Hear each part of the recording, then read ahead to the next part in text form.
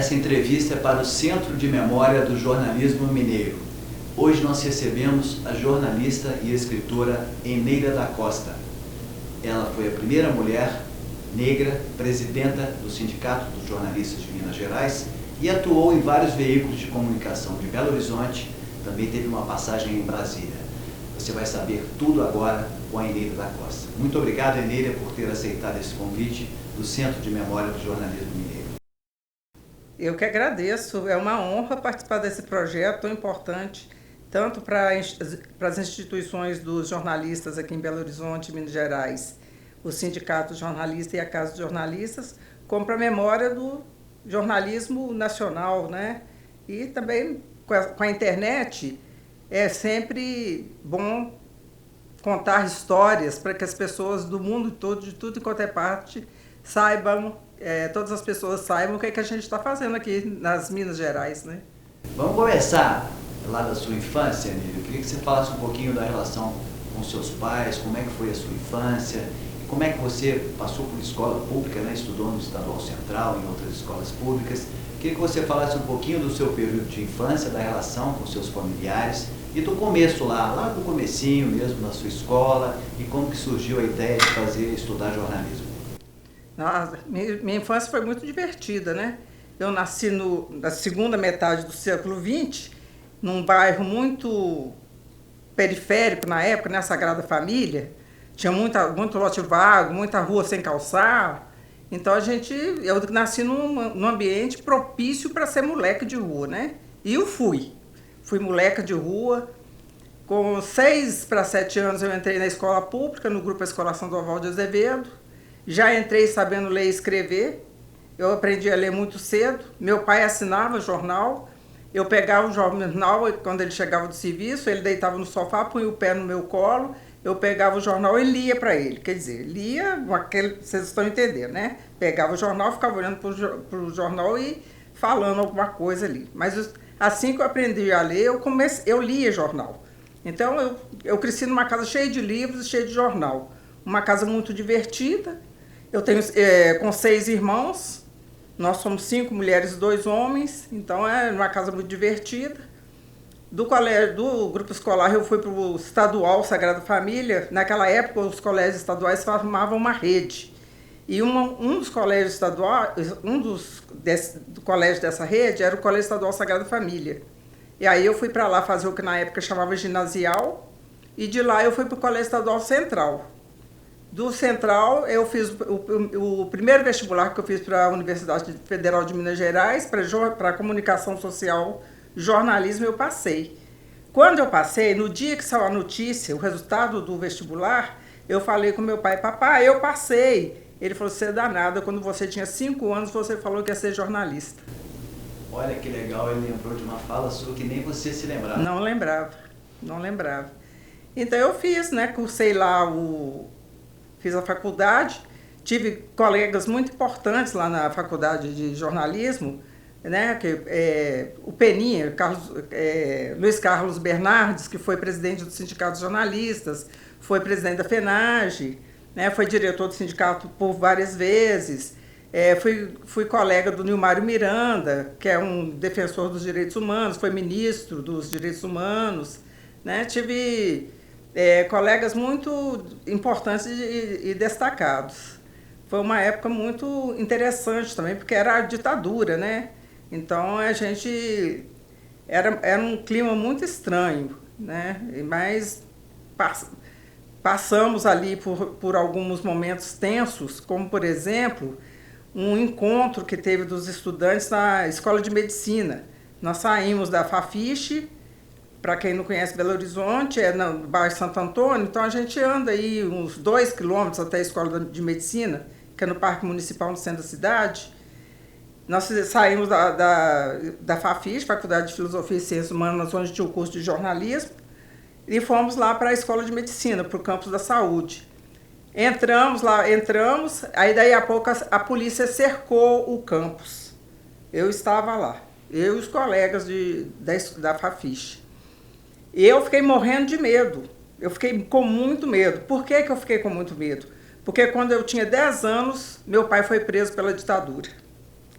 Então eu tinha acabado de fazer 10 anos. Eu fiz 10 anos no dia 27 de março, no dia 1º de abril de 1964, meu pai foi preso. Um dos primeiros atos do golpe de 64 foi prender meu pai. No dia 1º de abril, eu pegava a aula às 7 horas da manhã, eu acordei para arrumar para ir para a aula, meu pai fez sinal da gente ficar quietinho, e a casa estava toda cercada de policiais, jipes do exército, homens armados. Aí levaram meu pai, e ele ficou desaparecido por mais de 80 dias. Aí depois de 80 dias, mamãe conseguiu localizá-lo com a ajuda dos amigos, advogados, né? Ele era presidente de um sindicato. Papai era presidente do sindicato dos carris urbanos, trólebus e bondes. Na época, Belo Horizonte tinha bonde, tinha trólebus e carris urbanos, só aqueles carrinhos que, igual o teleférico. Apesar de Belo Horizonte não ter, eu estava lá no nome do sindicato. Ele foi presidente por 2 vezes desse sindicato na época do golpe de 64. Ele era o presidente e ele foi preso. E sumiram com ele. Levaram ele para o DOPS, depois sumiram com ele. Aí, mamãe achou, fizeram umas... E como ele tinha um problema cardíaco, conseguiram tirá-lo da cadeia e deixar ele em prisão domiciliar. Chamava solto sob custódia. Então ele ficava ali em casa, não podia se afastar, e a polícia ficava rondando minha casa. Então, e aí, nesse dia lá na escola de medicina, eu lembrei desse dia lá quando eu tinha 10 anos, fiquei com muito medo mesmo. E os amigos, não fica com medo, não vai embora, eles querem que esvazie e tal. Aí ficamos lá um tempo, aí a polícia com aqueles alto-falantes de boca, né? Eu esqueci como é que chama. Megafone. A polícia com megafone, falando, pô, quem sair nós não vamos fazer nada. E eu fiquei receosa. Entrei lá para uma sala de aula e fiquei quieta lá, com outros colegas. Daí a pouco a polícia invade o campus, o pessoal sai correndo para a escola da Boa Viagem. No parque municipal tinha cavalaria.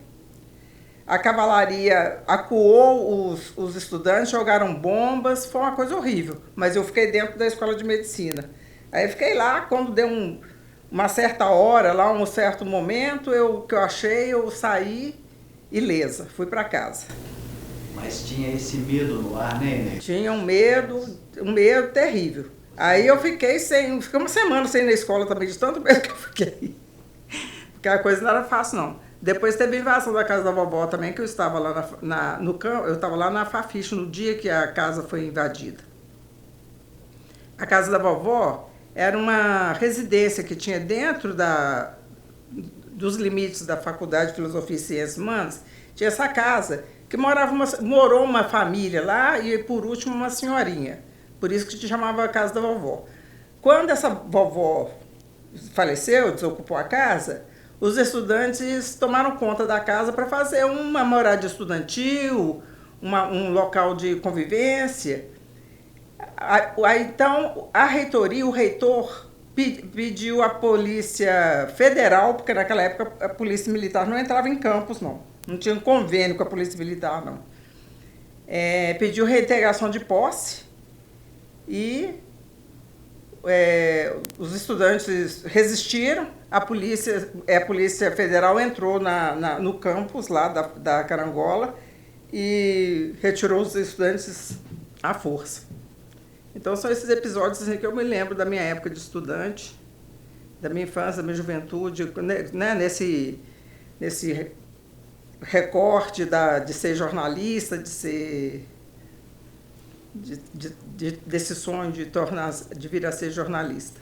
Foi uma batalha dura, né? E só para a gente voltar um pouquinho, você se lembra do que seu pai contava nesses 80 dias que ele ficou preso? Lembro sim, ele contava que era uma coisa horrível, que uma coisa que eles faziam era mudá-lo de lugar. Ele nunca ficava no mesmo lugar.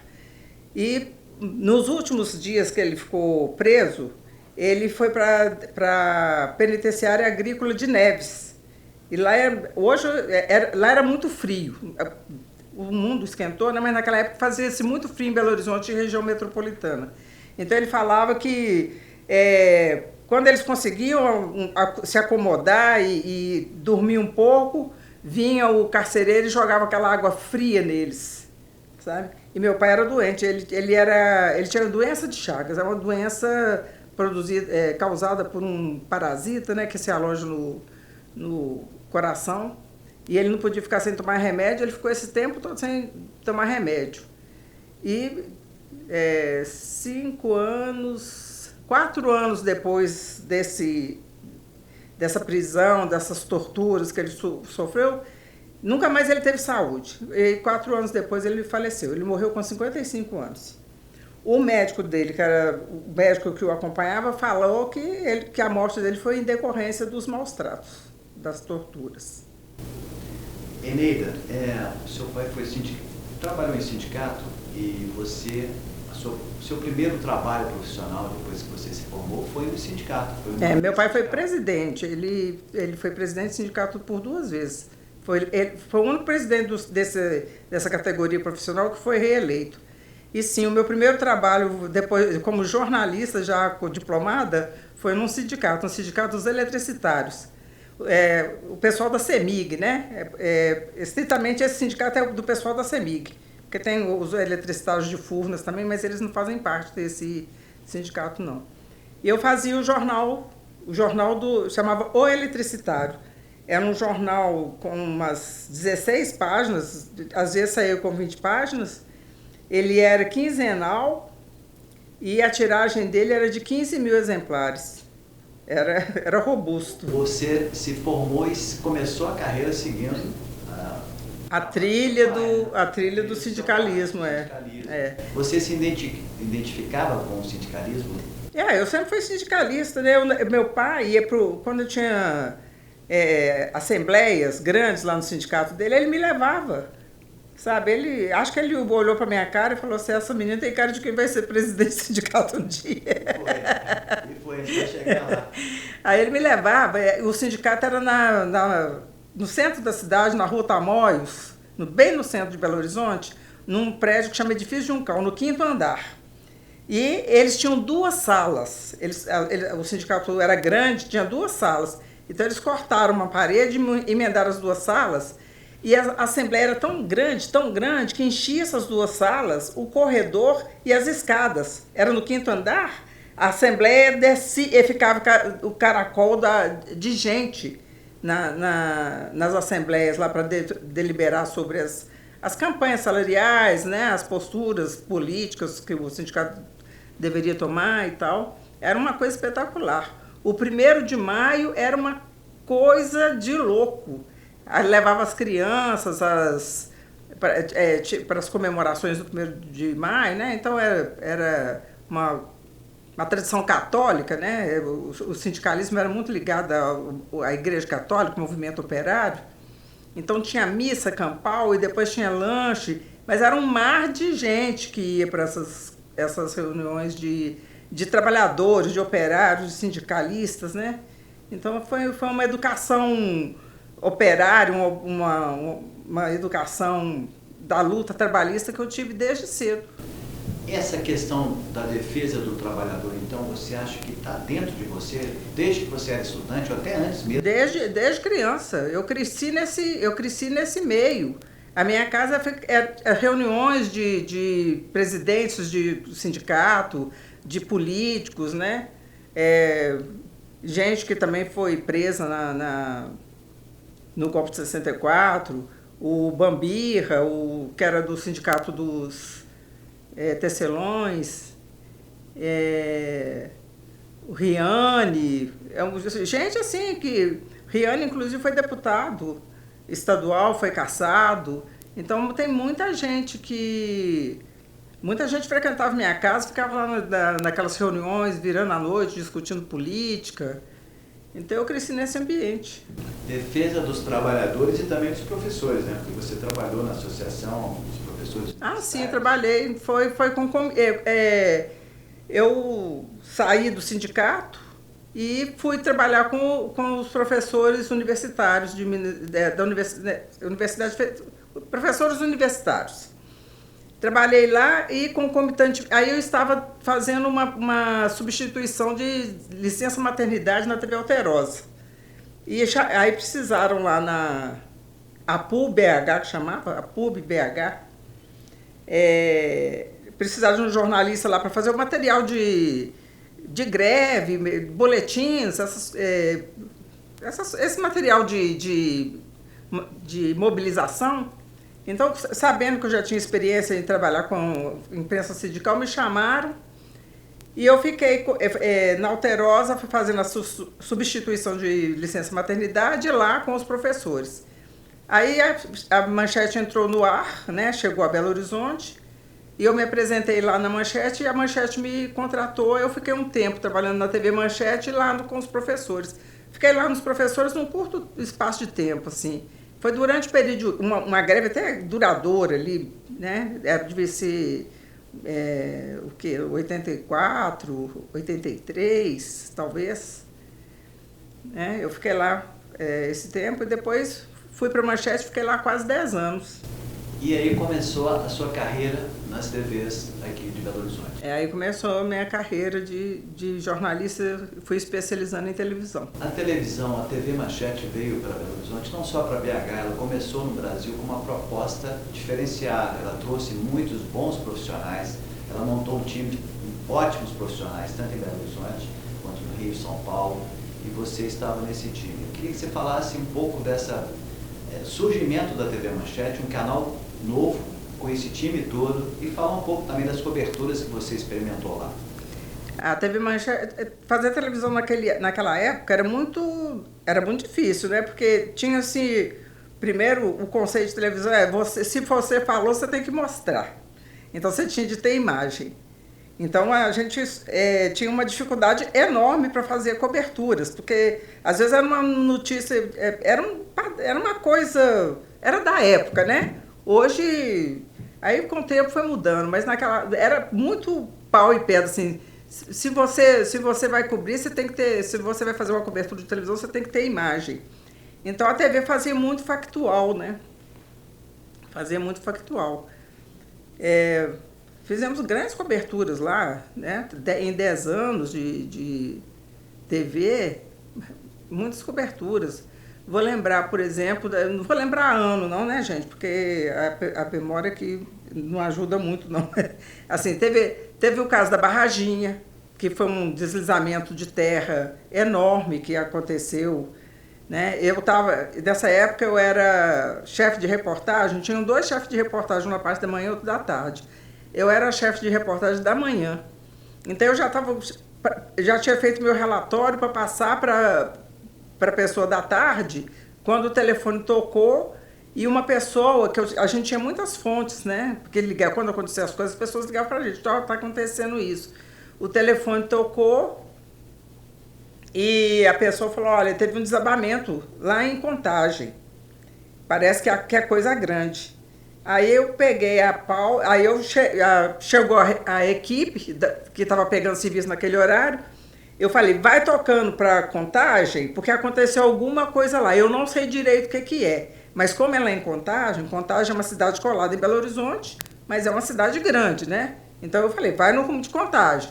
Aí eu vou apurando aqui, vou te falando pelo rádio, porque naquela época a gente comunicava com as equipes por rádio. Não tinha celular não, meu bem. Era tudo muito... A equipe tinha motorista, repórter cinematográfico, operador de áudio e operador de som. A equipe era formada por 5 pessoas. Os carros eram enormes, a Manchete era caravana, um carro grande da época. Era uma perua, assim, grande. Eu mandei a equipe tocar. Aí, enquanto isso, eu fui apurando e fui passando para repórter o que estava acontecendo, né? Os bombeiros iam dando alguma informação para a gente, e assim se faziam as coberturas naquela época. Era como se diz, trocar o pneu com o carro andando. Né? Aí, quando a equipe chegou lá, e deu retorno, olha, a coisa é grande mesmo, aí a gente avisava a rede, avisava o Rio, falou assim, olha, aconteceu um desastre muito grande aqui na região metropolitana, a gente quer canal para mandar o material, né? Querer canal também era uma coisa que tem que fazer um verbete para as pessoas entenderem, porque não tinha internet. Então, para mandar um material de Belo Horizonte para o Rio de Janeiro, você precisava de um canal de vídeo. E a Embratel, a empresa brasileira de telecomunicações, que recebia, que abria um canal para você mandar para a Embratel, e a Embratel mandava esse material para o Rio de Janeiro, né? Então, a transmissão de imagem era feita dessa maneira. Não é igual hoje que você pega um celular, né, filma e manda imediatamente. Não era não. Você tinha de contratar um canal para mandar. E era uma disputa difícil, porque a Rede Globo, poderosíssima, sempre foi, comprava todos os canais. Então, quando aconteceu, eu avisei para o meu chefe, né? Falei, olha, a rede vai querer isso. Então, ele correu e comprou o que tinha. Porque a Globo já tinha, como a Globo tinha Jornal Nacional, Jornal das 10, já tinha aqueles jornais todos ali, ela já comprava tudo para jornal. Mesmo se não precisasse, ela já ficava tudo vendido para ela. Ficava reservado. Ficava reservado. As TVs tinham que correr atrás do espaço. Então, teve o sequestro do Coronel Edgar, também, que foi outra cobertura muito grande. Começou com uma rebelião na penitenciária Nelson Hungria, coincidentemente também nessa mesma cidade da qual eu acabei de falar, que é Contagem, na região metropolitana de Belo Horizonte. Então, começou com uma rebelião lá nesse presídio.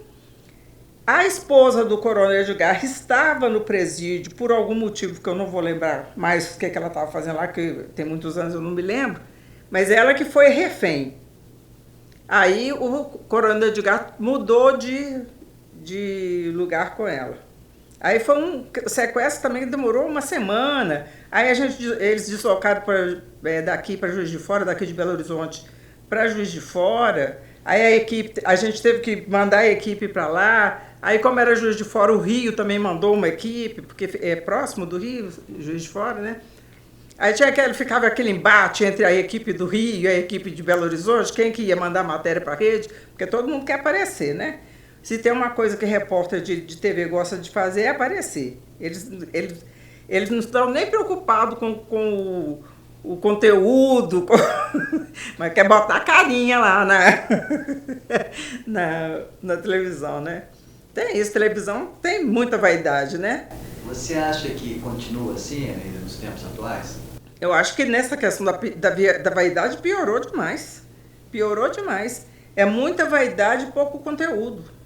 Eu acho que nessa questão da vaidade a régua subiu muito. Tenho certeza. Eu trabalhei 30 anos em televisão, então eu posso falar que eu tenho certeza, né? Eu vi muita coisa, né? Hoje as pessoas têm mais acesso também nas redes sociais e gostam de fazer vídeos, né? Todo mundo gosta de fazer. Exatamente. Buscar, por um lado é bom, né? Você democratiza, né? Você não precisa ter mais uma estação de televisão para mostrar um conteúdo. Claro que a gente pode questionar o conteúdo, o tipo de conteúdo que é produzido nas redes sociais, mas é um canal de divulgação também. Quando eu estudei, voltando lá para a minha Fafiche, lá da década de 70, tinha um teórico da comunicação, McLuhan. Ele falava, todo mundo vai ter seus 15 minutos de fama. Ele é um profeta. Ele falou isso na década de 60, eu estudei na década de 70. Né? Então, ele falou que todo mundo teria seus 15 minutos de fama. E é isso que está acontecendo. Todo mundo tem seus 15 minutos de fama. Antes, a televisão era fechada, né? Chama TV aberta, mas o acesso era muito difícil. Tinham muitas questões. Sempre tem um portão e alguém que cuida desse portão, que deixa entrar e que fecha o portão, abre para algumas coisas e fecha para algumas coisas. Sempre teve. Sempre. E os critérios, antes falava que era um critério jornalístico, interesse público. Aí a gente vai ficando lá dentro e a gente vai vendo que não é assim. São interesses econômicos, interesses religiosos, interesses políticos, interesses de amizade. né, interesses racistas, né? Por exemplo, eu fui para a TV Manchete para ser repórter. Eles nunca me colocaram na frente da câmera, nunca. Eu entrei para ser repórter, minha carteira assinada repórter. Eu fui para trás das câmeras, eu fui ser produtora. Você teve algum tipo de discriminação lá? Total, muitas vezes. Por exemplo, tinha um acordo tácito lá na TV Manchete que era assim, você entrou, então para começar, eu entrei para ser repórter. Eles nunca deixaram eu pôr a cara na tela. Nunca deixaram. Fiquei atrás das câmeras. Mas tinha um acordo tácito que era o seguinte, aí eu acabei na produção. Eu era produtora.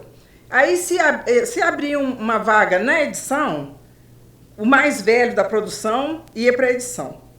Por quê? Tinha uma hierarquia salarial. O produtor ganha menos do que o editor. Não é que o trabalho do produtor seja inferior, não. Pelo contrário. O produtor é o muro de arrimo da produção jornalística. Até hoje é assim, né? O editor faz acabamento. Passa por crivos ali de acabamento, de manchetar aquela reportagem, de dar coerência na sequência dos fatos, né? Isso é uma edição. Mas tem uma hierarquia econômica. Então, o produtor ganhava menos. Nunca entendi por quê, porque o que trabalha mais é o que sustenta o negócio lá dentro. Mas era assim, eu não sei agora se é também mais, não.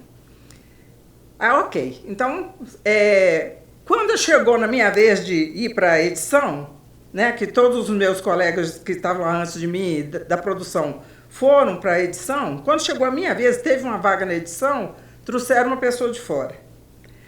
Claro que eu fiquei magoada, mas eu não entendia o que era. Aí eu conversava com os meus amigos mais chegados, Enéida, esse é seu jeito. Eu falei, mas que jeito, gente? Esse é seu jeito, sabe? Aí agora que os anos passaram, hoje que a gente tem clareza sobre o que é racismo, né? Hoje eu faço uma leitura muito importante daquela época. Hoje eu sei do que se tratava. Tratava-se de racismo. Aí, outras coisas que, né, a gente trata na terapia, porque a gente é humano, a gente tem sofrimento, por causa, né, essas coisas trazem sofrimento para a gente. Então, a gente vai juntando algumas coisas. Por exemplo, um chefe de reportagem lá, ele era repórter e virou chefe de reportagem. Um chefe de reportagem, um dia, mandando um repórter cinematográfico sair para fazer uma cobertura, só o repórter cinematográfico, quando era assim, a gente falava que era uma abelha. O repórter cinematográfico sai sozinho, sem um repórter de texto, né? Aí, falando com esse repórter cinematográfico para sair para fazer uma cobertura. E o repórter cinematográfico reclamou porque já estava no horário dele ir embora. Aí o chefe de reportagem, com a autoridade dele, falou para ele ir assim mesmo. E esse repórter cinematográfico é um negro. Aí, na hora que esse repórter cinematográfico saiu para fazer, ele falou, macaco. Eu achei aquilo esquisito, mas assim, né? E eu fui ficar naquele ambiente, fiquei 10 anos nesse ambiente, assim, meio, sabe? Eu precisava trabalhar, eu era uma mãe solo, com 3 meninos, então eu, sabe? Não podia ficar escolhendo muito, não. E assim, era gente legal, eram profissionais maravilhosos, com muita competência, né? Então, claro que você quer trabalhar com essas pessoas também. Aí outra coisa que eu fui somando que eu vi, que eu senti, que eu percebi que eu sofria racismo lá e eu não tinha noção, foi no ano de 1988, quando a Lei Áurea fez 100 anos. Aí esse mesmo que chamou o repórter cinematográfico de macaco, chegou na redação e falou assim, a Lei Áurea acaba de ser revogada. A Lei Áurea foi revogada. Aí todo mundo agora vai ter direito a ter um preto. E pegou no meu braço e falou, essa é minha. Essa me doeu demais. Eu não falei nada com ele. Ele era o chefe de reportagem, entendeu? A hierarquia é um negócio que pesa em cima da gente. Eu levantei, assim, não levantei de sopetão nem nada, sabe? Fiz um movimento, assim, o mais parecido com um movimento natural possível, fui para o banheiro, mas esse dia eu chorei. Esse dia eu sabia, esse dia eu entendi o que estava acontecendo comigo ali. Esse dia eu entendi. Isso era 1988. Eu ainda fiquei lá até 1995. Em 1995 eu fui para a Rede Globo. Você teve uma matéria, você fez uma produção de uma matéria que ganhou um prêmio importante. Fiz. Foi na TV Manchete? Foi na TV Manchete, foi. Fala um pouquinho. Pois é. Essa história também se enquadra um pouco na questão do racismo. Aí todo mundo vai, tudo é racismo. Não é, gente, não é. Eu custei para entender que era. Custei para entender que era. O que aconteceu? Ali pela metade dos anos 1980, inaugurou o metrô de Belo Horizonte. A linha era Contagem, de novo, a mesma cidade, aqui da região metropolitana. E faz parte da sua carreira. Faz parte, eu acho que eu tenho que mudar para a Contagem. Então eram 4 estações, 2 em Contagem, era Eldorado, Cidade Industrial, Lagoinha e Centro da Cidade, e estação Praça da Estação. Ok. Aí, um certo dia, aconteceu que uma menina... Aí começaram a ter filas nos centros de atendimento de saúde aqui em Belo Horizonte, porque ficou fácil para o pessoal de Contagem se deslocar para procurar assistência de saúde em Belo Horizonte. Aí teve um dia que aconteceu uma coisa trágica. Uma menina morreu na fila da saúde, esperando para ser atendida na Santa Casa de Misericórdia. Quando eu vi a notícia, eu fiz uma pauta e o lead era o impacto do metrô no sistema de saúde de Belo Horizonte. Isso era o lead da matéria. Aí conversei com várias pessoas, o produtor faz isso, né? Sustentei aquela pauta com dados, com conversas com especialistas. Aí, na reunião de pauta, quando a gente apresenta os assuntos, né, foi uma coisa horrível. Não, isso nem pauta, não. Né? Afinal, foi uma menina preta que morreu na fila do atendimento médico. Aí tá. Mas o chefe de redação é uma pessoa, das pessoas mais espetaculares que já cruzou no meu caminho. Eu aprendi muito sobre jornalismo com ele, muito. Eu vou falar o nome dele porque eu tenho que fazer essa homenagem para ele. Chama Estevão Dulce. Eu aprendi muito sobre jornalismo com ele, sobre humanidade, sobre o jornalismo, sabe, colocar o jornalismo a serviço da sociedade, das humanidades. Aprendi isso com ele.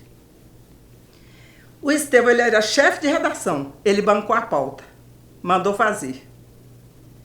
Sabe? Aí, o que aconteceu? Aí a rede quis a matéria. Quando eu falo a rede quis, é porque tinha um jornal em rede, né? Era o Jornal da Manchete, que concorria com o Jornal Nacional da Globo, era no mesmo horário. E o Jornal da Manchete quis a reportagem, porque era muito interessante o impacto do metrô no sistema de saúde aqui na capital do estado de Minas Gerais. Ok. O que aconteceu? No dia seguinte, o ministro da Saúde veio para Belo Horizonte para ver como é que estava a questão da rede de saúde aqui. Alceni Guerra, que ele chama. Ministro do Fernando Collor. Ele veio para Belo Horizonte por causa do impacto dessa reportagem que bateu lá em Brasília. Aí teve suítes, aí todo mundo entrou na matéria. Aí todos os jornais entraram, as TVs entraram, porque o Alceni Guerra veio aqui para ver como é que estava essa confusão de fila na porta de hospitais, que acabou com a morte de uma menina. Aí tá, escrevemos a matéria no Prêmio Herzog e ganhamos o Prêmio Herzog com essa reportagem. Bom, foi um parabéns atrasado aqui. Você teve um faro jornalístico incrível. Tive. A morte de uma criança que foi... A redação deu bomba, mas o Estevão Dulce bancou. Parabéns. Foi um furo de reportagem incrível. Né? Inteiro. E foi uma coisa que repercutiu em Brasília, que o governo federal tomou uma atitude, mandou um ministro aqui para ver qual era dessa situação. Né? A força do jornalismo está aí. Exatamente. Na percepção de produtores bons e sofrem tipo de assédio, como você sofreu, e conseguiu emplacar uma matéria que virou rede. Né? É importante dizer que as matérias melhores só que vão para a rede, só interessam pelos melhores assuntos das praças. Então foi fantástico. Vamos falar um pouquinho de TV Globo? Agora fala da sua mudança para a TV Globo, como é que foi a sua atuação na Globo? Foi lá, então eu estava lá, eu tenho que contar esse rabicho meu lá de saída da Manchete para engatar com a Globo. Até porque você na TV Manchete, você trabalhou vários anos sem carteira assinada. Como é que era isso? Não foram anos não, foram meses. Eles me chamaram, eu me apresentei lá para trabalhar, né, quando eu sabia que eles estavam recrutando, eu me apresentei e eu fiquei 6 meses sem carteira assinada. Você como sindicalista é difícil. Pois é, você pensa... Será que tinha algum sinal de que as coisas iam ser difíceis para você lá? Não, eu não sei, eu acho que, sabe, era uma administração? Era um descaso com as relações trabalhistas, sabe? Mas, assim, o que acontece? A despeito de eu ser... Mas a minha carteira estava lá para ser assinada. Entendeu? Eu fui saber disso, eu levei a carteira para ser assinada, comecei a trabalhar, a gente entrega a carteira e está trabalhando, não vai lembrar de ir atrás de carteira, sabe? Eu estava interessada em trabalhar, eu precisava demais daquele emprego. Primeiro que era meu sonho mesmo, né? Que eu formei em jornalismo, eu queria atuar na minha profissão, né? E era uma televisão nova, como você disse, ela veio com uma proposta completamente diferente, sabe? Era até uma proposta meio besta, que era a televisão classe A, né? Sei lá o que é classe A para eles. Eu sei que não deu certo o negócio, daí a pouco estava fechando. Mas foi interessante, por muito tempo, a Manchete entrou no ar.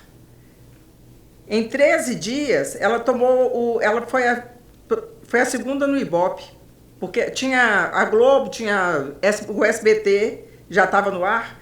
É importante lembrar que a Manchete e o SBT eram um legado rescaldo, vamos dizer assim, né? Da ex-rede Tupi, que era a maior de todas, e que a Globo, para apoiar a ditadura, fez acabar com a Tupi, né?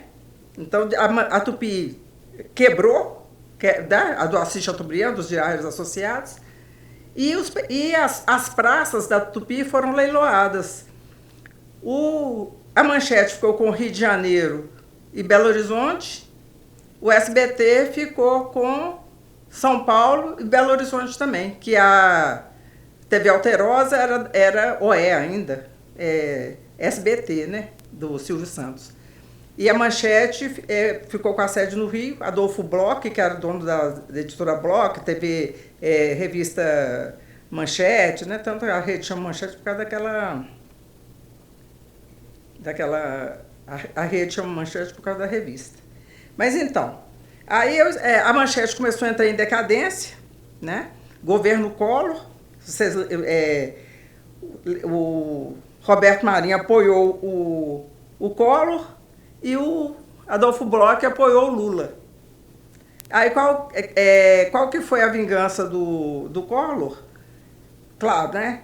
Foi uma coisa... A Manchete devia previdência, tinha dívidas com a União, né? Todas tinham. A Globo tem até hoje, né? Todas tinham, mas sempre se negocia em nome para equilibrar o mercado, os empregos, em nome disso tudo, vai deixando. Aí o Collor manda cobrar toda a dívida e quebra a Manchete. O Estado para de anunciar, né? Sempre é o Estado que segura televisão, né? Você está vendo propaganda de de carro, de cigarro, né? Ainda mais que acabou. Ficou proibido propaganda de cigarro, foi um corte tremendo nos orçamentos, né? O Estado para de anunciar, para de mandar dinheiro e cobra uma dívida gigante, quebrou. Aí começou a atrasar salário, né? Quem tinha coragem para enfrentar o mercado saía procurar, né? E eu fiquei por lá. Apesar de tudo, eu fiquei por lá, aguentando firme ali, nadando com os outros colegas lá. Então, um certo momento, aí eu já estava na edição nessa época. Aí eu consegui, como já não tinha mais ninguém, eles me promoveram. Eu sei que o editor-chefe, o editor responsável pelo jornal local, saiu. Então, e eu fiquei interina. Aí a diretora de jornalismo, o pessoal falou, diretor de jornalismo, virou para mim e falou, olha, nós não temos dinheiro para essa vaga. Então, você fica interina, a gente vai te dar uma compensação aqui, mas você fica aqui interina no fechamento do jornal, né, editora-chefe, que quando tiver dinheiro para contratar para essa vaga, aí a gente, no momento não tem dinheiro para contratar para essa vaga. Ok, fiquei lá um tempo que eu não vou lembrar como editora interina, fechando o jornal, botando meu nome lá no fechamento do jornal. Aí, quando tiveram dinheiro para contratar, não me contrataram para a vaga, não. Chamaram uma pessoa de fora. Aí, nessa altura do campeonato, eu já tinha consciência das coisas.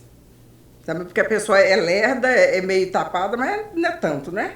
Aí eu já tinha, mas aí aquilo caiu em cima de mim como uma bigorna. Aí eu pedi demissão. E a Globo estava contratando. A Globo, depois de não sei quantos anos com o mesmo diretor, demitiu esse diretor e veio uma pessoa de fora para a Globo. E essa pessoa estava contratando. E muita gente da Globo estava saindo também pedindo demissão, porque não gostou, né, do chefe ter sido demitido. Aí eu sabia que a Globo estava contratando, fui lá me apresentar e fui contratada para ser editora. Né? Eu era editora na Manchete, fui contratada para ser editora na Globo. Editei uma matéria, porque aconteceu alguma coisa lá que eu não sei até hoje o que aconteceu, mandaram o chefe de reportagem embora. Aí me falaram, Eneida, você que tem experiência de chefe de reportagem, fica interinamente até a gente contratar uma pessoa. Eu falei, beleza. Aí contrataram. Aí a pessoa veio da Bandeirantes. Era uma menina nova, ela tremia naquela mesa de chefe de reportagem da Globo, ela passava mal. Aí me pediram para dar um apoio para ela. Eu falei, gente, por que já que eu tenho experiência, que eu tenho que ficar aqui dando apoio para a menina, por que não me contrata para chefe de reportagem? Você está entendendo as nuances da... Era mais de uma relação machista. Racista, eu acho, né? Aí contrataram, aí você dá um apoio para ela, até ela... Tá bom, fiquei. A menina não esquentou o lugar. Aí sim me botaram de chefe de reportagem. Aí eu fiquei lá na Globo de chefe de reportagem. Fiquei lá um bom tempo, mas não foi muito também não. Sabe? Fiquei lá. E coberturas marcantes na TV Globo? Tem algumas. Tem uma que eu adoro contar. Aliás, duas. Tem uma que é muito interessante. O comércio de Belo Horizonte, pela primeira vez na história do varejo do Brasil, fez uma liquidação que chamava liquidação do lápis vermelho. Todas as lojas de varejo, lojas de rua, todas elas associadas ao Clube dos Diretores Lojistas, estavam em liquidação. Então era a primeira, ia ter um grande desfile na cidade. Quem ia puxar o desfile era a Globeleza, que é a musa da Globo, que abria as vinhetas de carnaval da Globo. Ela que vinha abrir o desfile, e o Edson Celulari, que devia estar fazendo algum papel importante em alguma novela na época, mas é o Edson Celulari, né? Na década de... Ali era o quê? 96? Né? Ele ainda era novinho, bonitão. Aí vieram essas duas personalidades da Globo para abrir o desfile de abertura do Lápis Vermelho. Aí chega para mim, né? Porque Clube dos Diretores Lojistas, que é a CDL, não é clube mais não, agora mudou de nome. CDL, essas entidades todas, toda vez que tinha algum evento importante, mandava, chama release, né? Mandava essa notícia pra gente, para ver se a gente fazia cobertura, né? Então eu levei isso para reunião de pauta. Aí o editor do MG1, que era o primeiro jornal da época lá da Globo Minas, não, isso é muito comercial, não quero não. Aí na reunião da tarde que a gente vendia matéria para a rede, né, eu vendi e falei com o editor do Jornal das 10. Acho que na época tem o Jornal Nacional e tem o Jornal Mais Tarde. Chamava Jornal da Globo, ou era o Jornal das 10, hoje chama das 10, sei lá. Enfim, era aquele jornal depois do Jornal da Globo. Ele vendeu para o pessoal, eles falaram, nós queremos demais. Nós queremos o pessoal arrumando as lojas para o dia seguinte, então eles quiseram a matéria da véspera do desfile. E o Bom Dia Brasil quis a matéria da manhã. Naquela época, as coisas já estavam mais civilizadas, a gente conseguia até fazer um vivo do centro de Belo Horizonte, entrar ao vivo no Rio, sabe? Já tínhamos umas condições técnicas melhores, né? Já tinha computador nas redações, não era mais máquina de escrever. Não tinha telex mais, tinha fax. Mas aí, ok. E o editor o editor não quis. Aí quando ele viu que a rede quis, né? Que o Bom Dia Brasil queria, e era o jornal local nosso, o primeiro a entrar, ele teve que querer também, né? Mas aí eu tive esses embates assim também com né, essas questões de definição de o que vale, o que não vale, né? Sempre teve, mas eu achei muito interessante ele não querer um negócio desse, né? Quer dizer, duas personalidades da Globo, a gente trabalhava na Globo, duas personalidades da Globo, nem que fosse por endomarketing, né? Nem que fosse para mostrar, nós estamos aqui, né? Não, mas, enfim, avaliações. Mas tem uma outra que essa é muito mais legal. Final da Copa do Brasil de 1996. Os finalistas eram Cruzeiro e Palmeiras. O primeiro jogo foi aqui no Mineirão, aqui em Belo Horizonte. Ficou 1-1. O Palmeiras tinha um timaço. Ele ganhou o Campeonato Paulista com 90 e tantos % de aproveitamento. Fez mais de 100 gols. E a decisão ia ser lá em São Paulo. Ok. Então eu lá, chefe de reportagem, resolvo as coisas com a rede, com o Jornal Nacional, ninguém estava precisando de mais nada e tal. Fui atrás do pessoal do esporte para ver a cobertura. Afinal de contas, tinha um time de Belo Horizonte numa final de Copa do Brasil, né? Fui lá onde o pessoal do esporte ficava, na salinha do pessoal do esporte. Cheguei lá, tudo apagado, não tinha ninguém. E eu achei estranho que eles não me pediram o equipamento, né? Eu era chefe de reportagem, então eu que entregava o equipamento, né? O pessoal pedia equipamento para mim, eu pedia para o almoxarifado, etc. Era logística sequência do trabalho, é assim, divisão de trabalho. É interessante, o esporte não está assim, se interessou por isso, né? Pois é, todo mundo foi embora. Aí eu chamei o chefe de redação e falei, olha, tem ninguém do esporte. Tem final da Copa do Brasil, tem um time de Belo Horizonte na final e não tem ninguém do esporte. Aí o chefe de reportagem, mas o Cruzeiro vai perder mesmo, porque empatou aqui, vai jogar lá com o Palmeiras, lá esse timaço lá em São Paulo. O jogo era lá no Palestra Itália. Tinha Palestra Itália na época, o nome da arena do Palmeiras. Eu peguei e falei assim, olha, eu não estou falando de futebol, não, eu estou falando de jornalismo. Se vai ter uma final, ter um time de Belo Horizonte, eu acho que a gente podia, pelo menos, escalar uma equipe para fazer o choro dos cruzeirenses, né? Eu acho que... Se eu entendo um pouquinho de jornalismo, eu acho que devia. Ele falou, aí foi lá conversar com a diretora de jornalismo. Ela, claro, ele tem razão. Aí chama o pessoal da externa. Naquela época não tinha esse negócio de pegar um celular, fazer aqui na rua e já sair para tudo quanto é canto, não. Tinha de botar um caminhão cheio de equipamento na rua para fazer transmissão. Chamava Caminhão da Externa. E tinha uma turma, que era a turma que trabalhava com esse caminhão. Punha o caminhão lá, fazia os links, botava aquelas antenas, aquelas coisas todas. Aí manda chamar o pessoal da externa. O pessoal ficou pé da vida, porque todo mundo achando que ia embora. Não, vão ficar aqui porque vai ter jogo. Nem todo mundo estava indo embora. Aí, ok, todo mundo volta para o serviço, vai para a Praça da Savassi, onde o Cruzeiro historicamente comemorava, né? Títulos e tal. Botou E a Máfia Azul tinha um bar lá na Savassi, onde a Máfia Azul assistia o jogo. Aí fomos ver, tínhamos um contato com a Máfia Azul. Liguei para a Máfia Azul, falei, e onde é que vocês vão lá para aquele bar lá na Savassi assistir o jogo? Ah, não combinaram nada não, porque você sabe, né? Empatou aqui.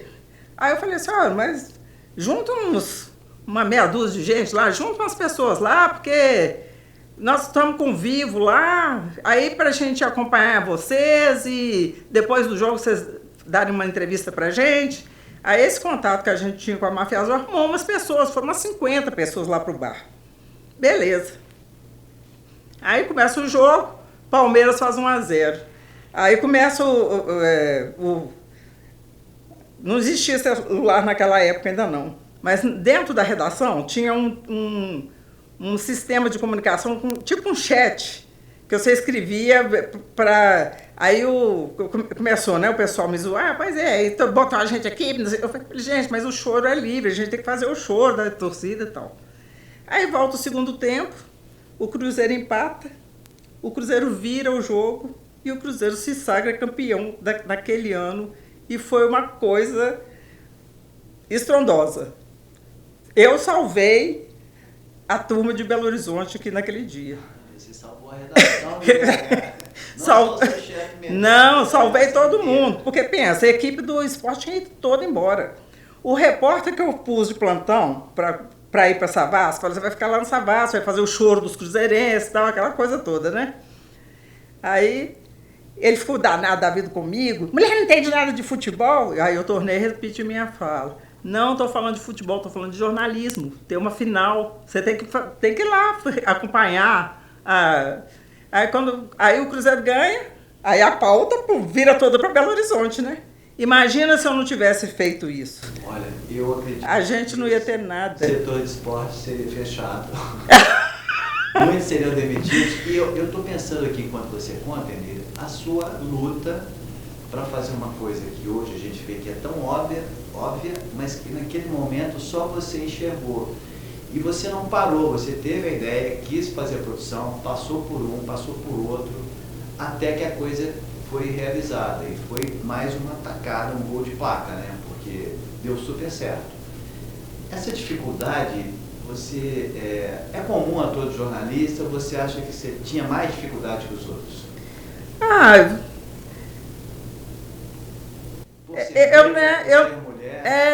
Olha, depois olhando de longe, depois de muita terapia, assim, sabe? Eu acho que é muito preconceito mesmo, né? Primeiro, essa última que eu contei do futebol, né? Hoje já tem mulher transmitindo o jogo, né?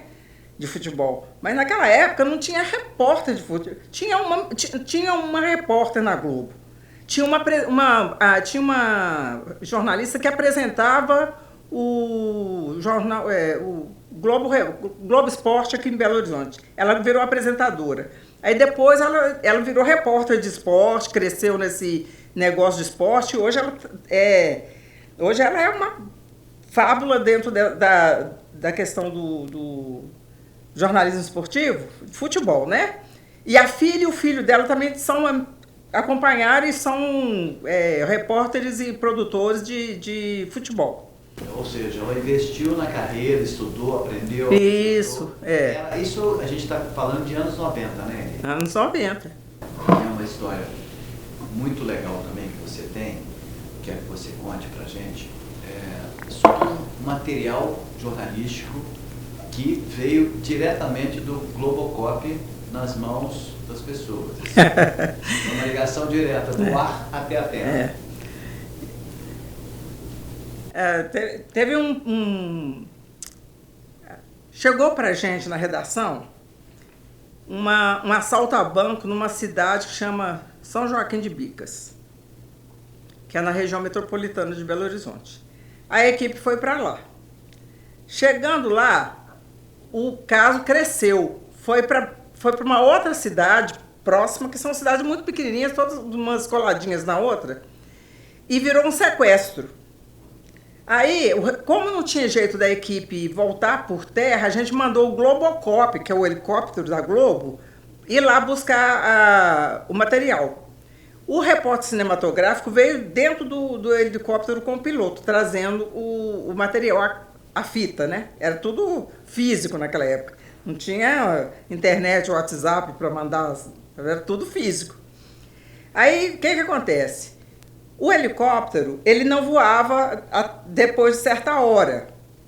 E já estava já estava ficando mal, estava ficando apertado. Estava dando a hora do helicóptero parar, estava dando a hora da gente mandar o material para a rede, porque ainda tinha deadline, né?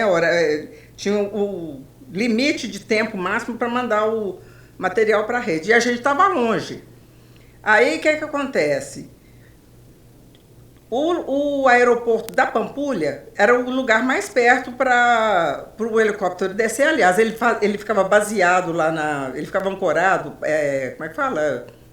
Estacionado lá nesse aeroporto, lá que ele ficava, né? Levantava voo do aeroporto da Pampulha. Então ele ia descer no aeroporto da Pampulha, o nosso motoqueiro já estava lá esperando por ele, já estaria lá esperando por ele, para pegar a fita e trazer para a emissora. Que era ali no Caiçara. Que era no Caiçara, ainda é. No bairro do Caiçara ali é a região o quê? Nordeste? Noroeste? Noroeste de Belo Horizonte. Ok, eu sei que o tempo ficou apertado, então a gente tinha comunicação com o piloto. Aí e a editora que tinha de mandar o material para a rede não queria mandar bruto, ela queria editar, ela queria fazer o trabalho dela e mandar. Não ia dar tempo. Aí eu falei assim, quer saber de uma coisa? Aí falei com o piloto, olha, você vai fazer o seguinte, você vai sobrevoar aqui a Globo e vai jogar a fita aqui no jardim. Aí, então, aí eu falei, Olga, falei com a chefe diretora de jornalismo, que era a diretora que mandava em tudo. Eu falei assim, olha, se a gente perder, né, perdeu pelo tempo. Aí o repórter cinematográfico estava com o piloto, aí pegou a jaqueta, embrulhou a fita, o piloto passou, né, no mais baixo que ele podia fazer ali, porque ali é uma área... e agora que eu estou lembrando. A Globo fica em frente a um cemitério. Fica em frente ao cemitério. A gente foi lá que jogou a fita. Aí o Globocop fez o sobrevoo lá numa área que não tinha... Que era grama mesmo, não era sepultura nem nada. Aí, ali era vazio, né? Aí pôde abaixar, a gente pediu permissão aos vivos, né? Porque aos mortos... Para os mortos tanto fazia. É só atravessar a rua. Exatamente, é só atravessar. Passar o helicóptero, vai jogar uma fita aqui. Nossa. Aí foi isso que aconteceu. Jogou a fita lá. E veio essa ideia sua fantástica. Porque a gente Fantástico. Mas trabalhar com produção é isso, sabe? Só isso dá uma matéria. Um make-up sensacional. O que acontece? A produção, ela olha para uma notícia ou para um fato e ela tem que transformar aquilo num produto. Isso que o produtor de televisão faz. Quando você vê aquelas reportagens maravilhosas, ali o repórter aparecendo, falando, aquilo é quem descobriu aquilo, quem achou aquele lugar, quem, sabe? É uma pessoa que fica por trás dessas câmeras que chama produtor. Eu adoro a produção, eu já fui tudo em televisão, tudo. Fui repórter, depois numa época assim, pequena, principalmente quando eu estava lá na Alterosa ainda, lá no comecinho, antes de eu ir para a Manchete, eu fiz umas reportagens lá, fui para a Manchete para ser repórter, não fui, fiquei na produção, foi muito legal, aprendi muito, fiz muitas fontes, sabe? O produtor tem uma carteirinha de fonte que é uma coisa louca, né? Então, o produtor, ele apura, ele, sabe, ele sente o cheiro. Por isso que a gente fica com esse faro apurado para as coisas, sabe? E fica com essas ideias. A gente acha saída para as coisas. O produtor ele tem que achar saída para as coisas. Ele tem que fazer aquele fato, aquilo ali virar reportagem, virar um produto, né? Então a gente se vira. Tem que chegar. Qual a maneira de chegar? O helicóptero joga a fita aqui. Com licença, os senhores do outro mundo aqui, vamos incomodar no mínimo possível, a gente precisa jogar uma fita aqui no Cemitério da Paz. Eneida, vamos avançar um pouquinho. Você também teve uma experiência de vários anos na TV Assembleia. Tive. O jornalismo é um pouco diferente. Completamente diferente. Aí depois depois que eu saí da Globo, eu fiquei sem. Eu ainda dei uma passada na TV Minas, mas não fui chefe de reportagem lá por um ano. Aí depois fui trabalhar no governo de Minas, na Fundação Estadual do Meio Ambiente. Foi ótimo, porque eu aprendi sobre meio ambiente, ecologia, sustentabilidade, foi ótimo.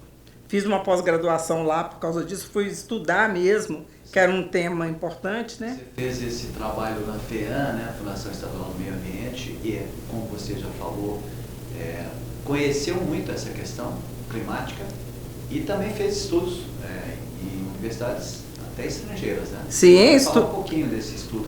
Então eu estudei mesmo, sabe? Me dediquei a esse tema e é um tema que eu gosto muito mesmo, eu não vou falar que eu sou especialista, porque com o fato de eu ter ido trabalhar numa TV legislativa, eu abandonei um pouco esse campo. Então, eu tenho muito conhecimento, mas não vou falar que eu sou uma especialista, mas eu conheço muito o assunto de meio ambiente. Porque eu fiz uma pós-graduação, estudei, fiz curso de extensão, sabe? A sua pós foi em qual escola? A minha pós foi na Universidade FUMEC. Então, assim... Especialização, você tem uma especialização por uma universidade fora do país? Tem pela Universidade do Texas. Então, é um tema que na Universidade do Texas é jornalismo ambiental. Porque a Universidade do Texas tem um centro de estudo de jornalismo que tem muitos cursos. Então, lá eu fiz esse curso de extensão, que é uma especialização, né, em jornalismo ambiental. Como cobrir, como enfocar, sabe? As palavras certas, que as pessoas usam muito, tudo é tragédia, né? Aí a gente aprende que, né, não é tragédia, que é acidente, que é desastre, que é catástrofe, de cada coisa tem um nome, né? Mas o jornalismo comum chama tudo é tragédia de Brumadinho. Não é tragédia não, gente. Quando chama de tragédia, está ajudando a Vale. Porque o que é tragédia? Tragédia é o inevitável, que, sabe, caiu do céu, né? Tragédia é isso. Quando todo o jornalismo começa a falar que é tragédia de Brumadinho, que é tragédia de Mariana, está quebrando o orgalho dos criminosos, porque é crime ambiental, é desastre, sabe? É acidente de trabalho. Quando aquelas pessoas morreram lá em Brumadinho, aquilo chama acidente de trabalho, né? Estourar a barragem chama-se desastre ambiental, catástrofe da engenharia. Tudo tem nome. A tragédia é inevitável, uma coisa inevitável. É inevitável, sabe? Surpresa. Aí importante o jornalista colocar nome. Claro, porque quando você não coloca o nome correto nas coisas, você fala que foi uma tragédia, olha o tanto que limpa a barra da Vale. A Vale não podia ter, coitada da Vale, foi uma tragédia. Quase que previsível, né? Com a barragem. Não, claro. Como toda outra. Claro, a estrutura lá Lá em Brumadinho era a barragem estava aqui, o escritório estava aqui, abaixo. Barragem aqui, escritório aqui. Na hora que arrebentou, todo mundo que estava ali na área administrativa, restaurante, todo mundo ficou soterrado. Os primeiros a morrer foram os trabalhadores ali da Vale. Tragédia? Não. Aí você vai ler o relatório, está escrito lá, risco calculado. Está escrito isso lá. Sabe? Então, Mas aí você estava me perguntando sobre... Antes da TV Assembleia, essa questão ambiental, hoje você ainda tem vontade de atuar nessa área, agora que você já se aposentou, você tem vontade? Qual que é o seu plano nessa área para os momentos atuais?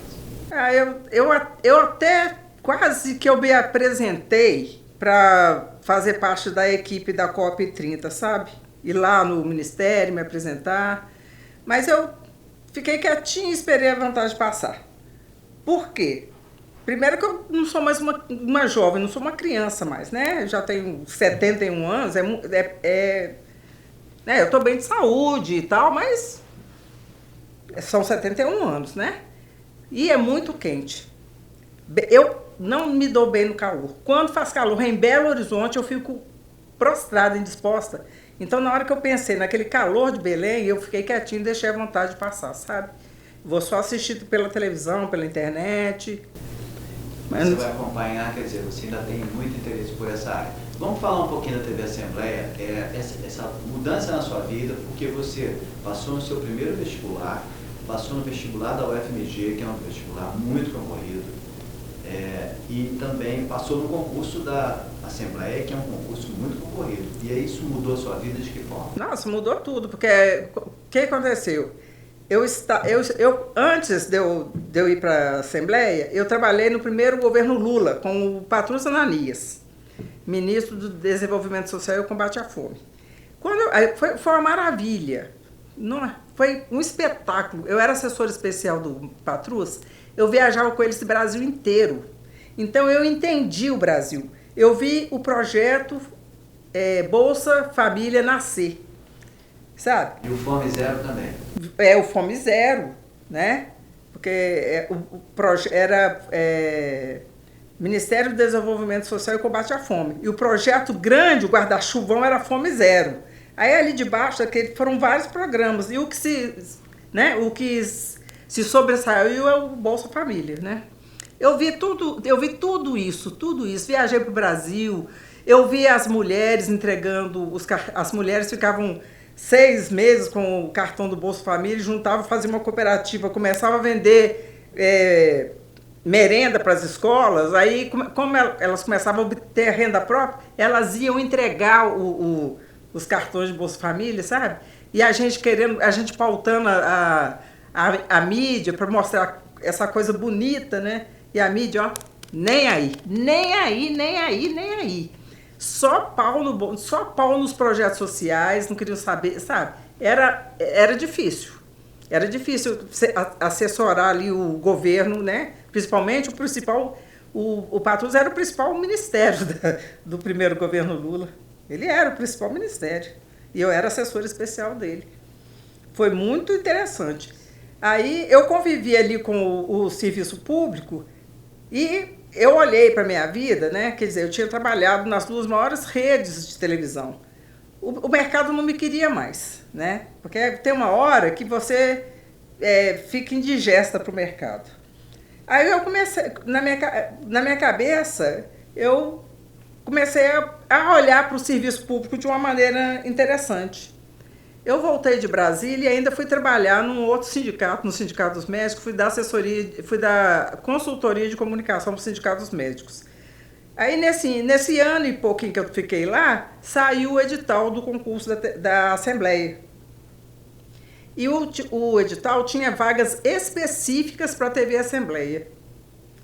Aí eu peguei o edital, né, li o edital todinho, a primeira coisa que eu fiz foi estudar o edital, me inscrevi no concurso, parei de trabalhar, tirei um ano sabático, comprei todos os livros do edital, eram 60 livros, comprei todos, entrei para um cursinho para estudar direito administrativo, regimento interno, que é o regimento lá da Assembleia, e português.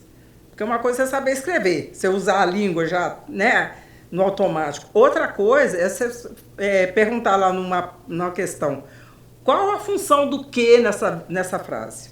Isso aí eu já não sabia mais. Então eu fui estudar. Eu estudei e eram 6 vagas. Aí tá, no edital você podia escolher produção, reportagem ou edição. Eu escolhi, como eu já disse antes, que eu adoro a produção, eu fiz o concurso para produção. E fiquei lá, eu tinha 54 anos e meu objetivo era, eu vou passar nesse concurso para eu ter uma aposentadoria melhor.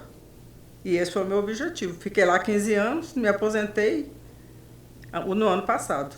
Deu certo. Meu plano deu certo. E foi um concurso muito difícil mesmo. Muita gente, muita gente. Eu passei com 54 anos. Meus colegas tinham 23, os que passaram tinham 23, 24. Agora que eles estão fazendo 40 anos, meus colegas de concurso. Eneida, vamos falar agora da primeira mulher negra presidenta do Sindicato de Jornalistas de Minas Gerais.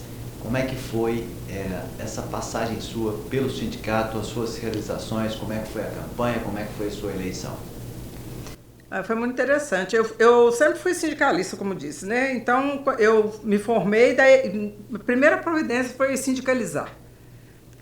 E eu fiz parte de várias diretorias do sindicato. Eu era diretora, fazia parte do Conselho Fiscal, sempre estava lá, fui em tudo, toda vez que tinha congresso eu ia, vivia no sindicato. Aí, quando chegou lá em 2010 para 11, né, 2011, o presidente da época, que era o Aloysio, me procurou e falou assim, Eneida, está na sua vez de ser presidenta do sindicato. Eu nunca tinha pensado nisso, sabe? Eu estava lá no sindicato, eu gostava, mas... Aí eu falei assim, nossa, você me dá uns minutos para eu pensar? Eu vou conversar com minha família. Aí falei com meus meninos, falei assim, gente, o atual presidente me chamou para ser, né, a chapa sucessora lá, ser cabeça de chapa da situação. E eu estou pensando em aceitar. Aí tive apoio da minha família, dos meus filhos, e fui conversar, né, com as pessoas. E herdei muita gente da diretoria anterior, né? Depois que passou, eu devia ter me imposto mais, mas eu escolhi o meu vice-presidente. Que é o Alessandro Carvalho, fotógrafo, repórter fotográfico formado pela PUC Minas. Ele foi o meu vice-presidente e eu consegui levar algumas pessoas, minhas amigas, assim, gente sindicalista também, que eu já sabia da atuação, que tem pensamento político alinhado com o meu, mas eu tive muito atrito, sabe? Porque tinha gente que já estava no sindicato há muito tempo, passava de uma diretoria para outra, que estava ali só para se arrumar, sabe? Queria participar desses movimentos da comunicação, aí o sindicato pagava passagem, a pessoa só estava ali para isso e ficava jogando casca de banana nas coisas. É difícil, é política, né? É política sindical, mas é política. Relações, o que é política? É relação de poder, né? Política é a luta pelo poder.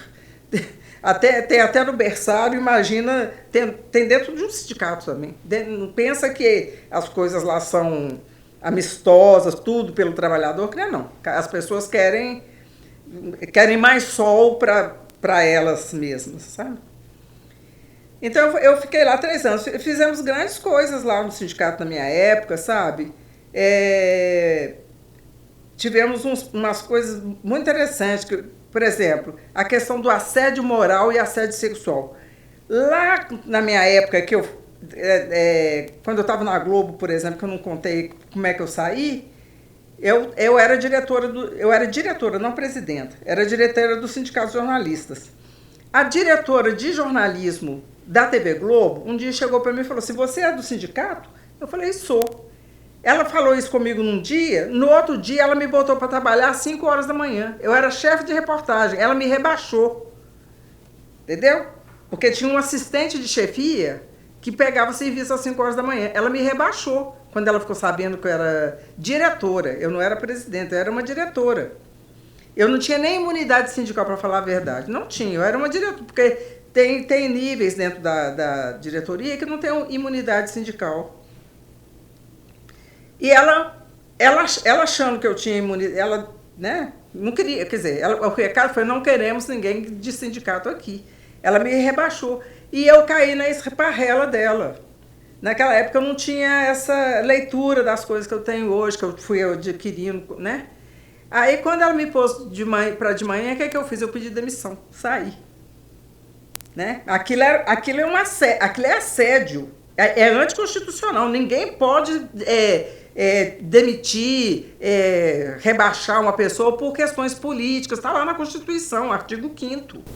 Né? Não se falava tanto disso. Não se falava. Hoje a gente tem essa leitura. Hoje seria diferente, né? Ela não poderia fazer isso, ela ia se expor se ela fizesse isso. Mas ainda acontece, né? Acontece. Lá na minha gestão do sindicato, nós tivemos um caso muito grave envolvendo um jornal aqui de Belo Horizonte, que chama Diário do Comércio. Teve um chefe lá dentro da redação do Diário do Comércio, assediava moralmente as repórteres. Era sempre as mulheres. Era um caso de misoginia, de assédio misógino mesmo, com as repórteres. Teve um caso muito grave, e essa pessoa, apesar de todo o sofrimento dela, que ela pensou até em se matar, apesar de todo o sofrimento dela, ela teve coragem de ir no Ministério Público do Trabalho. Ela foi no Ministério Público do Trabalho e fez a denúncia.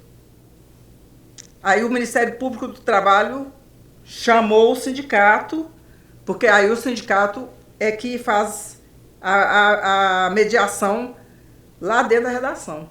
É um trabalho muito espinhoso, vamos dizer, porque você está trabalhando com colegas. O assediador é um jornalista sindicalizado, a assediada é uma jornalista sindicalizada. E eu era presidente do sindicato, eu tinha de sentar com a empresa e com o Ministério Público para tentar sanar aquilo ali. Deu certo? O que aconteceu? Quando o Ministério Público notificou a empresa, a primeira coisa que a empresa fez foi demitir o chefe. Aí facilitou muito para o sindicato, né?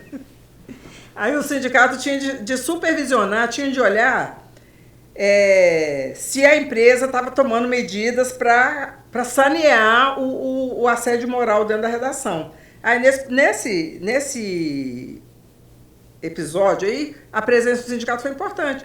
A gente eu consegui pessoas especializadas em assédio moral no trabalho, consegui que fosse lá dentro da redação, explicar o que era, levar uma cartilha, sabe? O sindicato fez esse trabalho de letramento, né? O sindicato fez esse trabalho de letramento. Aí fazíamos reuniões periódicas lá com o sindicato, o Ministério Público e o representante da empresa, que era um jovem até muito interessante, sabe? O representante do Diário do Comércio. Um rapaz jovem, muito atencioso, muito interessado em conhecer as coisas, sabe? Ele ajudou demais no processo, até que chegou um ponto que o jornal estava sob um TAC e o sindicato era meio que fiscal desse TAC. Aí chegou uma certa época que o sindicato, numa reunião, o sindicato considerou que a empresa tinha cumprido os termos do TAC, né? Que a própria empresa tinha passado por um letramento sobre o que era o assédio. O que acontecia? As pessoas... não tinha nome. Assédio moral, sabe? Racismo no trabalho, assédio moral, assédio sexual, não tinha nome isso não.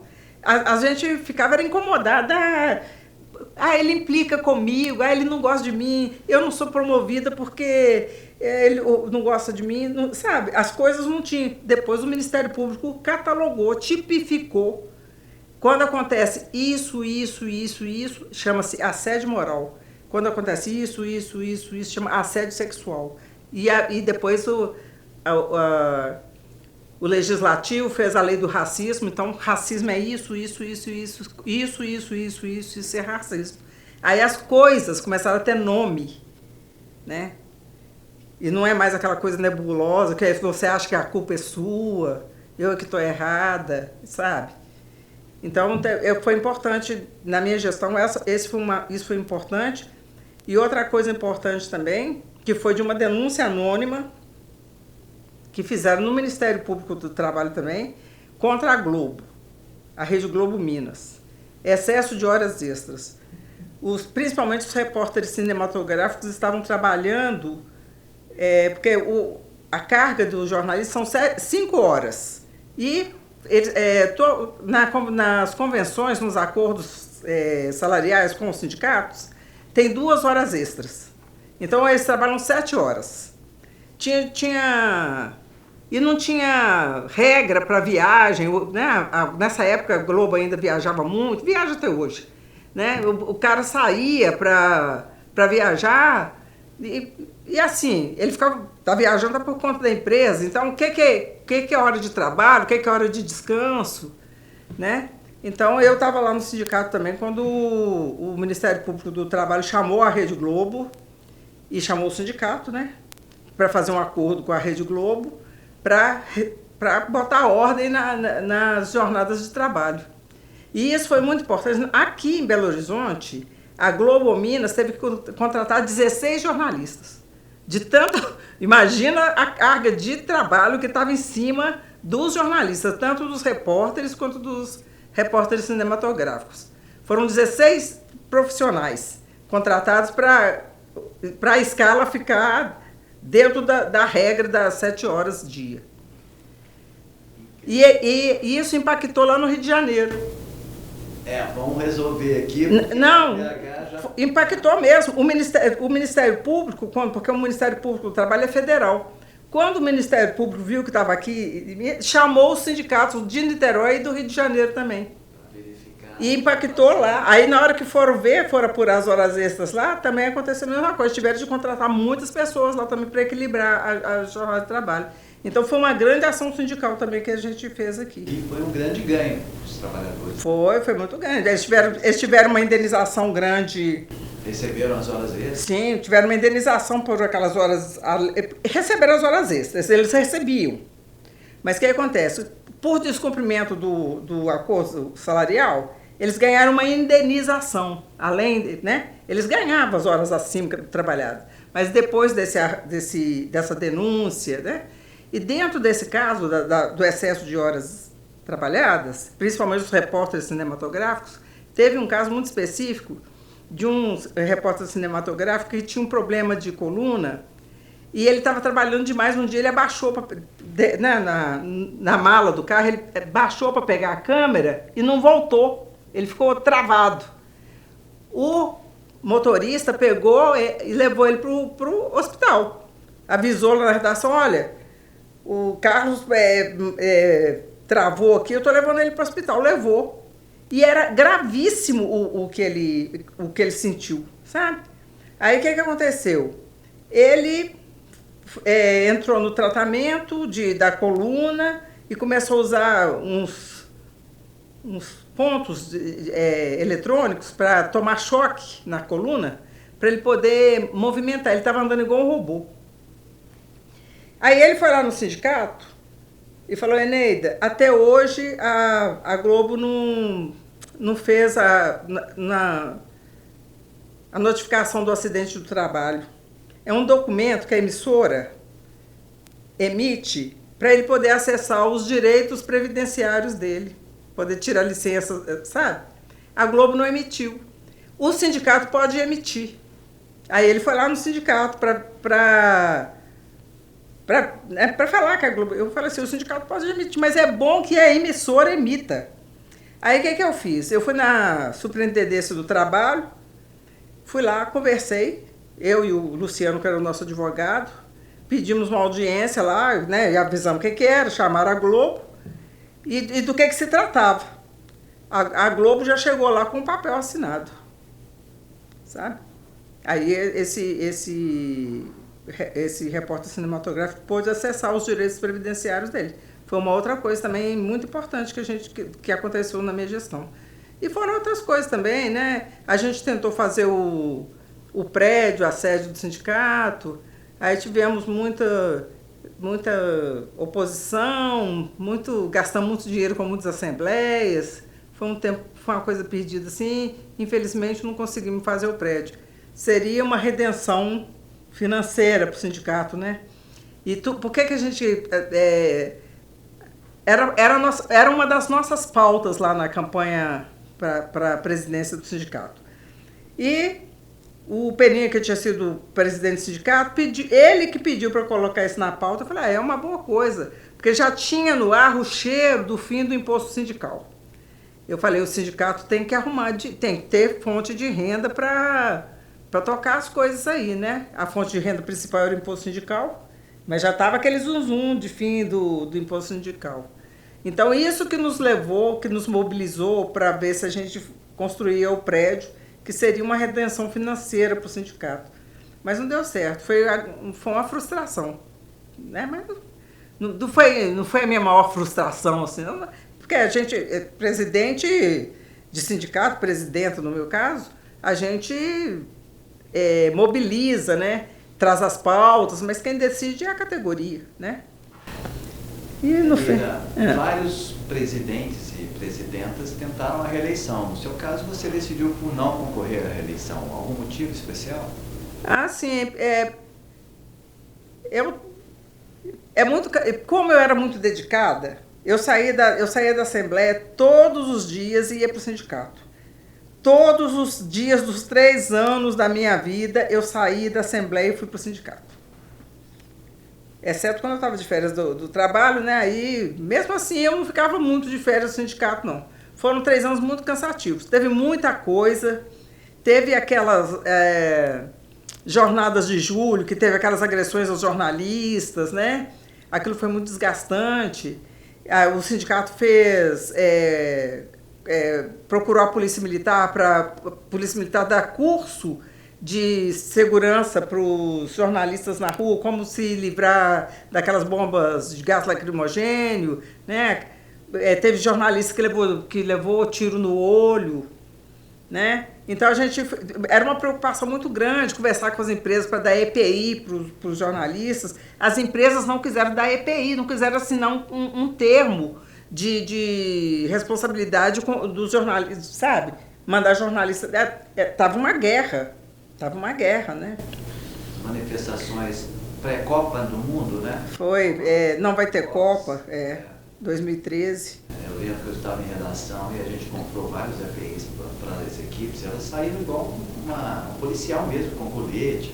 O sindicato fez 2 cursos. Fez um com a PM, nós fizemos lá na PM mesmo, no quartel da PM, e outro que veio um jornalista especializado em cobertura de guerra, um inglês.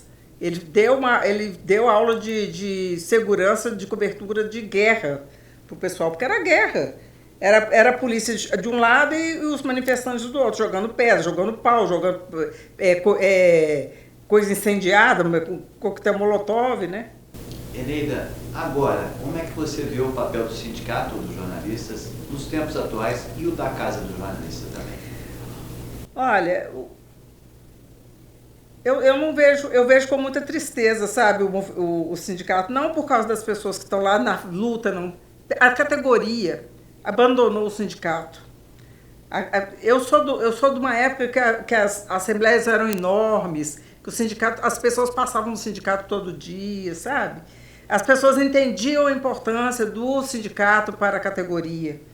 Aí, primeiro que houve uma grande e bela ação do capitalismo para demonizar os sindicatos, né? Primeira coisa.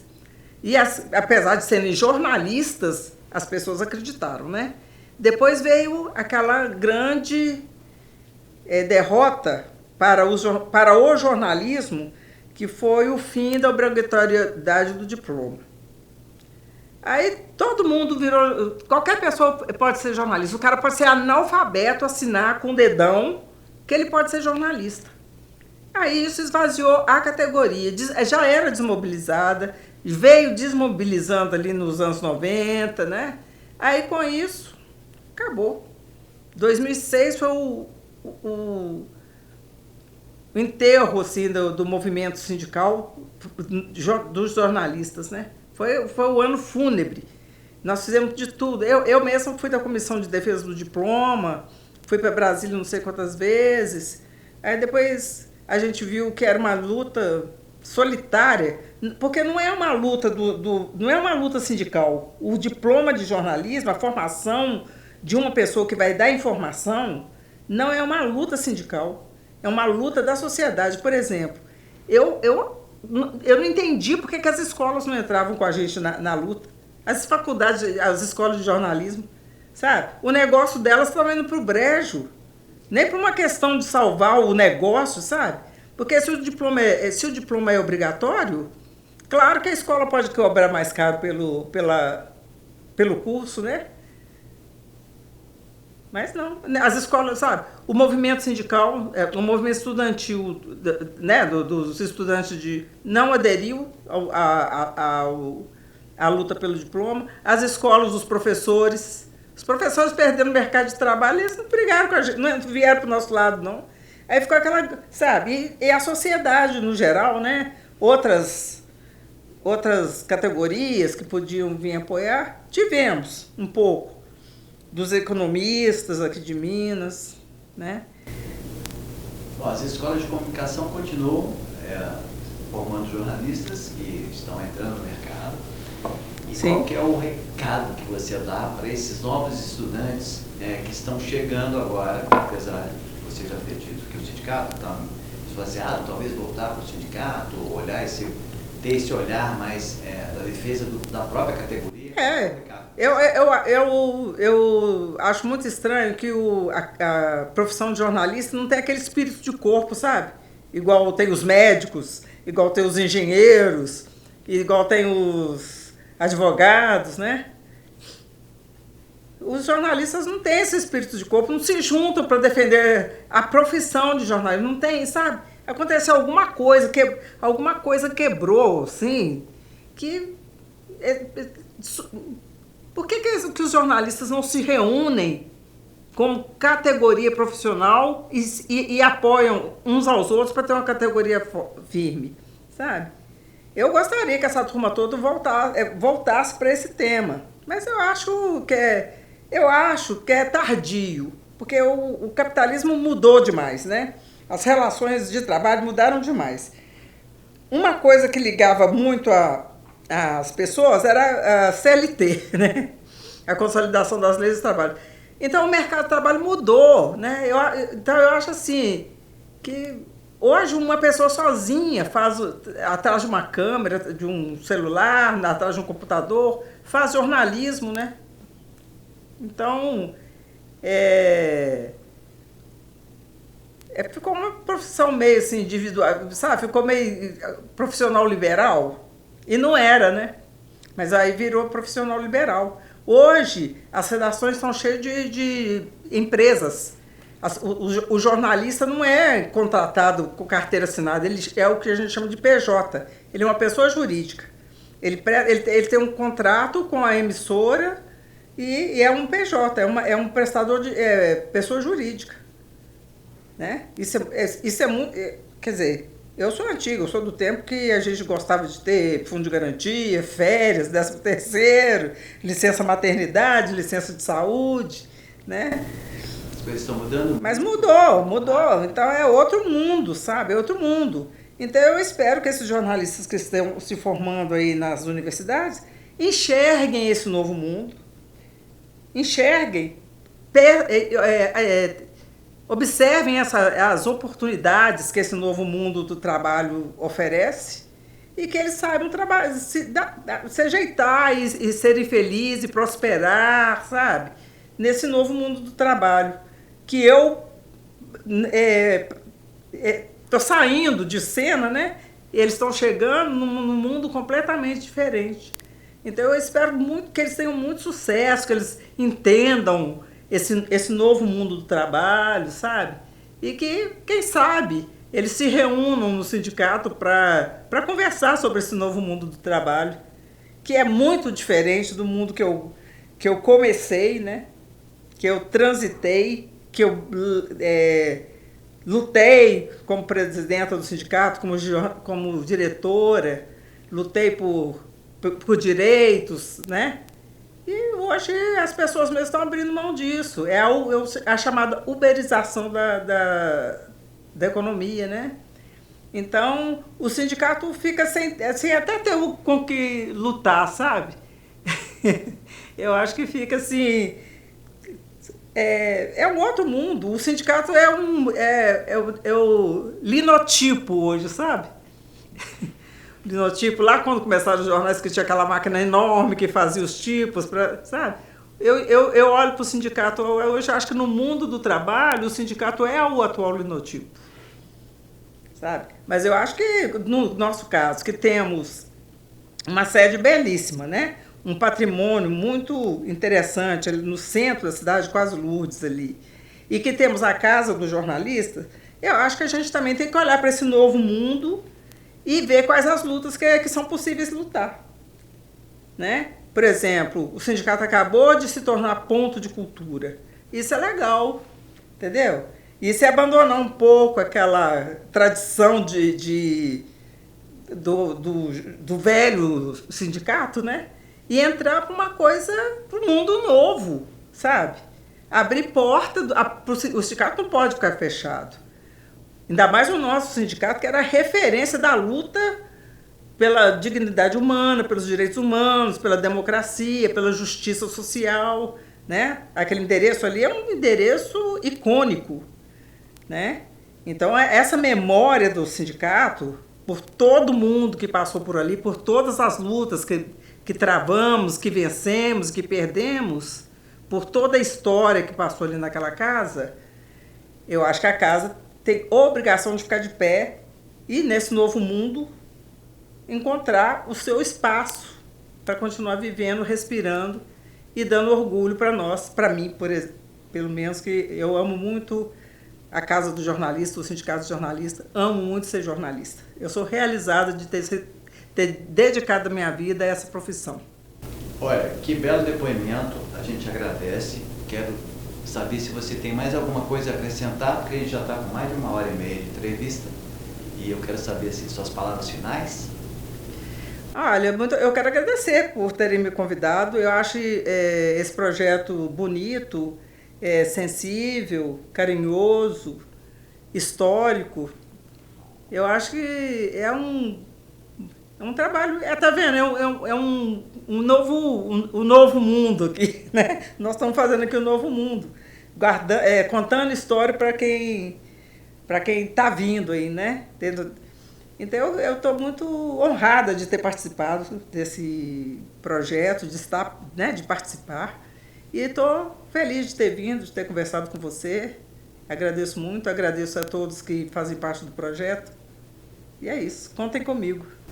Olha só, então é isso. Muito obrigado, Eneida. Essa entrevista com a Eneida da Costa foi para o Centro de Memória do Jornalismo Mineiro, uma realização da Casa do Jornalista de Minas, com o apoio da Escola de Comunicação. Até o próximo.